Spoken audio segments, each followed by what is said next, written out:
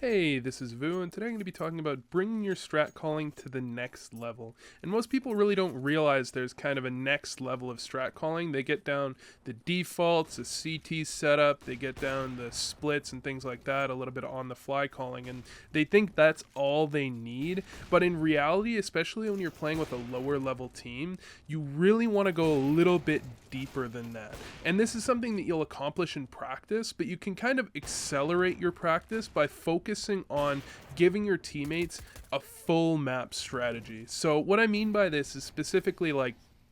when you're on, for example, CT side overpass, you might be saying to your team, look, the whole map for our CT side is going to revolve around kind of pressuring short, so they can't get a good short control, they can't execute B from short, and they're going to be pressured when they're stairs as well. Now, you might not like that idea, that might not be what you're going for, but that's kind of something you can say to your team so that when you're in the middle of a round, your teammates know, okay, we've gone down a man, let's pressure towards short, let's do a pop flash, and you can go over things like that. Now, it's not about micromanaging your players individually, but it's more about, especially for the lower level players, making sure that your players know what they can fall back into. For example, if they don't really have an individual play that they want to make, they don't see an opening for a pick, or they don't see something to even it back up when you're in a 5-on-4, then they can go back into a play you've talked about before. So for example, if a situation happens in a scrim and something goes wrong, you can watch that on your radar, you can watch that back and say, okay, look, next time this happens, you should try to do this. And or you should default into doing this in this scenario, so that when your teammates are in an actual match, they don't have to wing it and do things that they've never done before. And what that allows is for both your teammates, the teammates of that player, for example, to actually support that player fully, rather than just kind of, whoa, what is my teammate doing, and looking at the radar a little bit too much.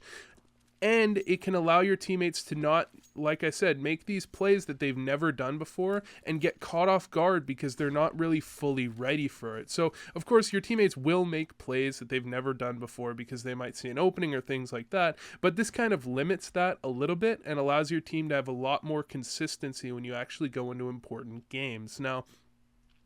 this also works on the T side by kind of talking about the movement of your players a little bit more specifically. For example, on Dust 2, you might be playing a T setup where you just try and get cat control, and you might be saying, okay, we're going to try and avoid getting picked. So your teammates know, we're not peeking out, we're not trying to go for picks, we're just trying to avoid getting picked, get cat control, and go from there. And then you might be saying, when you get into very specific scenarios, for example, one of your teammates dies on cat, you might be telling your B guy, okay, in these scenarios, I want you to default into going aggressive towards B or coming lower, and you might say the same to your long player. So the idea isn't that they have to do it every time, and the idea isn't that you're micromanaging and making your teammates do things that they're uncomfortable with. The idea is making sure when every scenario plays out, your teammates have an idea of what they should be doing, unless something weird happens, unless something goes wrong, or unless maybe they see an individual play that they want to make, they see an opening, like I said,